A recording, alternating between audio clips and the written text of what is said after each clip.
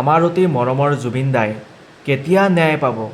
এইখন চৰকাৰে কেতিয়া ন্যায় দিব পাৰিব?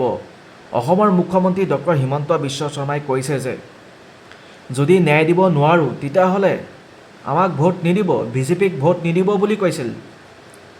এতিয়া ইলেকশ্যন আহি আছে, ঘণ্টাডাল বিজেপিক ভোট দিম।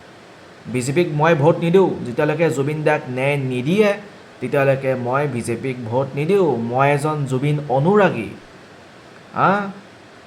প্ৰকৃত জুবিন অনুৰাগীয়ে কেতিয়াও বিজেপিক ভোট নিদিয়ে। জুবিন দাই নিজেই কৈছিল বিজেপি বদলামাল, চৰকাৰ সলাব লাগিব, এই বিজেপিক ভোট নিদিব বুলি কৈছিল।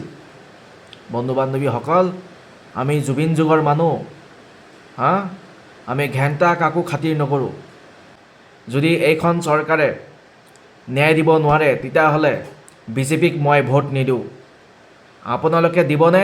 কমেণ্ট কৰিব আৰু মোক ফ'ল' কৰিব। Thank U.